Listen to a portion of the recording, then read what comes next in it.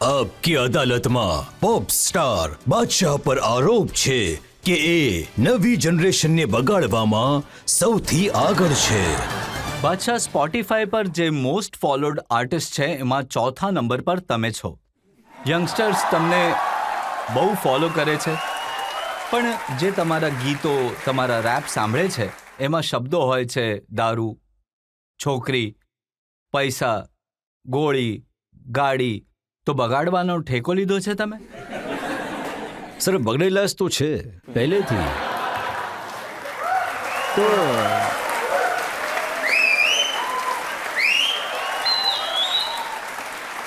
અને સર, મને એવું લાગે છે કે થોડા તો બગડેલા હોવા જોઈએ, પણ થોડા. પણ જે પણ વસ્તુ હું લખું છું, ચાલી રહી હોય છે, મતલબ ત્યારે જ હું લખું છું. મારો કહેવાનો મતલબ ચાલે છે એ તો જોઈ રહ્યા છીએ અમે. જી. પણ તમે શું લખો છો? બેઠી બેઠી મેં તૂને આગ ભર દી, ખાલી બોતલ મેં શરાબ ભર દી. શું લખ્યું છે યાર? બેઠી બેઠી મેં તુને આગ ભર દી. અને પછી લખ્યું છે કે તેરી કસમ બિલકુલ સીધી સાદી મેં તૂને લડકી ખરાબ કર દી. ચરમ સીમા છે એ લેખનની. એટલે કે સર, આવડ તો છે જ કે વગર કાંઈ કીધે બધું જ કહી દે હું. મને એવું લાગે છે કે આ બહુ જ. પણ લોકો કહે છે કે તમે તો પૂરી જનરેશન ખરાબ કરી દીધી. નહીં, લાગે છે કે મેં જનરેશનને ખરાબ કરી. જનરેશન તો અહીંયા જ બેઠી છે. મેં સોશિયલ મીડિયા પર જોયું કે નાની નાની છોકરીઓ આ ગીત પર ડાન્સ કરી રહી હતી અને પછી પેરેન્ટ્સથી માર ખાઈ રહી હતી. તો મા બાપે ગીત સાંભળી લે, બાળકો ના સાંભળે. મા બાપ તો આ ગીત સાંભળી જ રહ્યા છે સર, પછી બાળકોને કહી રહ્યા છે કે તમે આ ગીત ના સાંભળો. બાળકો પણ મોટા થઈને મા બાપ જ બનવાના છે ને સર. તો એટલે બધા ગીતો આવા જ હોય છે, જી ભર કે નાચ લે બેબી, આંટી પોલીસ બુલા લેગી. થયું તું મારી સાથે, તો મેં લખી નાખ્યું. તો પોલીસ આવી તો સેટલમેન્ટ થઈ ગયું ને, અને સંભાળી લીધું બધું મેં. અને લુધિયાનામાં તમારા શોમાં પિસ્તોલો ચાલી હતી. લુધિયાનામાં અમે લોકો શો કરી રહ્યા હતા. કરિયરના શરૂઆતના દિવસોની વાત છે. અને વખરા સ્વેગને એ બધા ગીતો આવ્યા હતા. અને પછી મેં થોડા એટલે એવા સીન થઈ ગયા હતા કે અમે શો કરી રહ્યા હતા અને પિસ્તોલ બહાર કાઢી બધું. સર પ્લીઝ પિસ્તોલ અંદર રાખી દો. તો મને કીધું પોતે ગોળીઓની વાત કરે છે અને પિસ્તોલથી તારી ફાટી રહી છે. તો મેં કીધું સર પ્લીઝ અહીંયા નહીં, સમજો આ શો છે, અહીંયા થોડું અંદર નાખી દો, ખીચામાં નાખી દો, બધું નોર્મલ છે. તો આવું થાય છે, નોર્મલ છે. હા, આવું થાય છે. તમે લખો છો બમ તેરા ગોતે ખાય, તેરી કમર પે બટરફ્લાય.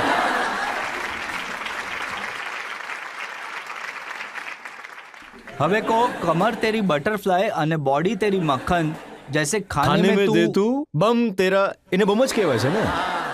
અને એને બીજું પણ કઈ કહેવાય છે, પણ એ લખી ના શકાય. બમ તેરા,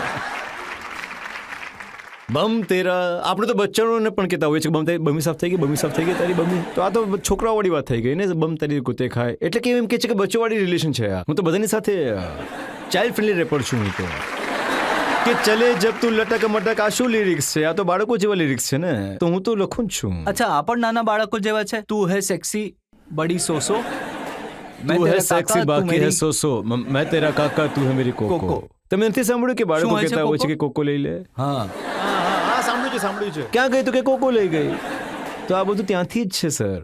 મેં અભી તો પાર્ટી શુरू હુઈ હૈ જે ગીત છે એ પાર્ટી સોંગ છે. ઘણા લોકોને એવું લાગતું હોય છે કે એ ક્લબમાં વાગે છે, પણ મતલબ એ એકદમ સાફ સુથરું ગીત છે. એમાં કોઈ ગાળો નથી, કોઈ દારૂની વાત નથી, કોઈ છોકરી નથી. એ ડિઝની ફિલ્મ માટે બનાવેલું. અને ડિઝનીવાળા તો સાલા શબ્દ પણ વાપરવા નહોતા દેતા, સાલા પણ નહીં વાપરી શકો. તો હું તો સર એવા લિરિક્સ લખું છું. અને જે સમજવાવાળા કેવી રીતે સમજે છે એની પર છે. અચ્છા, જો તમે આટલા જ સીધા સાદા છો તો પછી આમ કેમ લખ્યું કે એટલું તો નામ નથી જેટલો બદનામ છું હું? આજ તો સવાલ છે મારો કે મતલબ એટલા આરોપો લાગે છે. તમે પણ તો મને અહીંયા બોલાવીને આરોપો લગાડી રહ્યા છો. બીજું તો ઘણી વાર થઈ જાય છે સર, પાછળ પડી જાય છે લોકો. પછી મને નથી સમજાતું. પછી મને એવું લાગે છે કે કેટલા નવરા છો કે હું તમને મળ્યો છું. તમને આટલા મુદ્દાઓ છે જીવનમાં, જઈને એના પર ધ્યાન આપો. તો હેન્સ એટલું તો નામ નથી જેટલો બદનામ છું. બદનામ તો થશો જ. જુઓ તમે શું લખો છો. પ્લેન હે પ્રાઇવેટ, લાઈફ હે બ્લેસ્ડ. मुट्ठी में गेम मेरी मेरे घंटे पे प्रेस।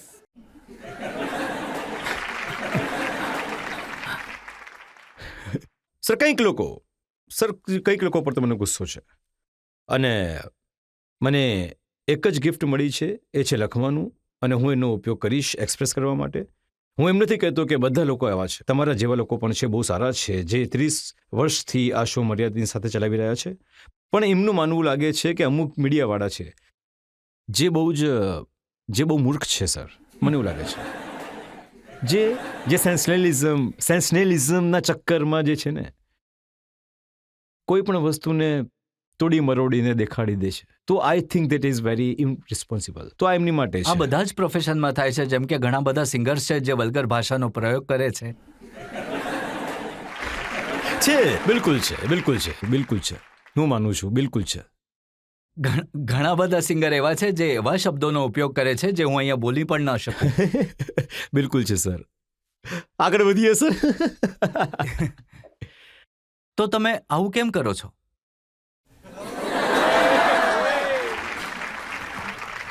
સર, હું બહુ કોશિશ કરું છું કે હું આવું ન કરું, પણ પછી ખબર નહીં, અચાનકથી આવું કંઈક એકદમ એવું કંઈક, એટલે એનું કંઈક ઇન્સ્ટિંક્ટ આવે છે કે મારે યાર આના માટે અવાજ ઉપાડવો પડશે.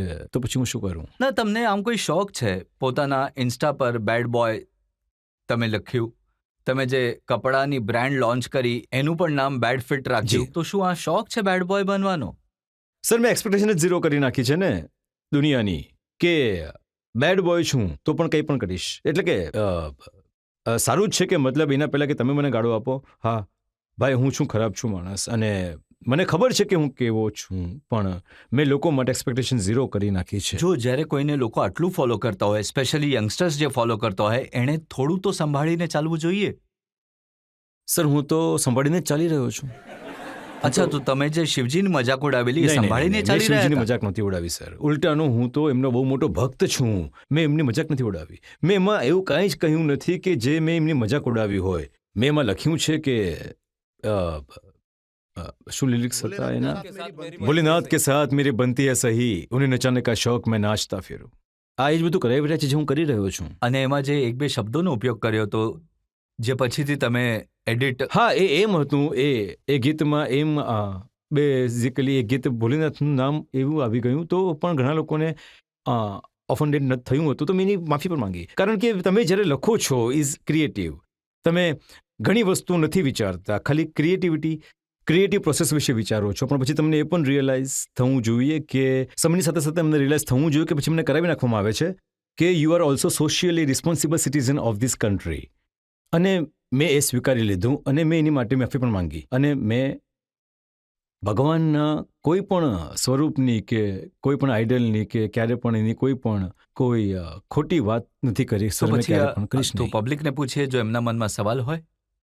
તમે કંઈ કહેવા માંગતા હતા? સર, હું રેપ ગાવા માંગુ છું. રેપ ગાવા માંગો છો? ગાઓ.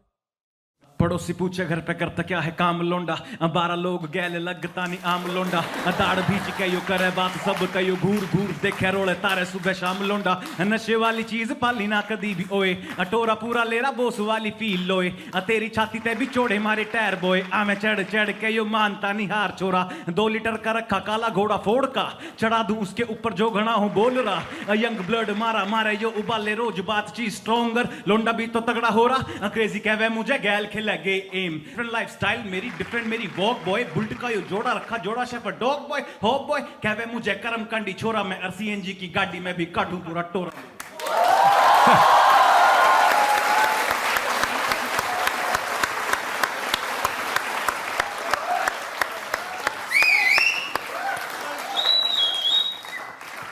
હવે આના જવાબમાં તમારો પણ એક રેપ જોઈએ.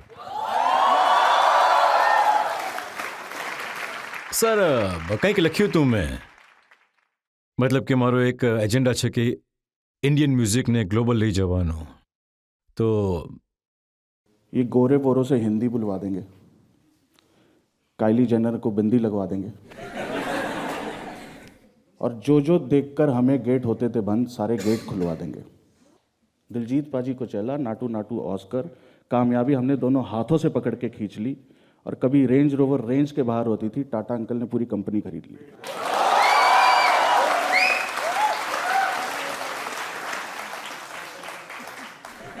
जो भी मिली है ब्लेसिंग्स हमें वो थोड़ी ना लगे, जो भी जितनी भी मिली हैं ब्लेसिंग्स हमें थोड़ी ना लगे, और हमारी बोली की कहीं बोली ना लगे, और ये ग्रैमी व्रैमी सारे आए पड़े हैं, किसी सिद्धू मूसेवाले को गोली ना लगे।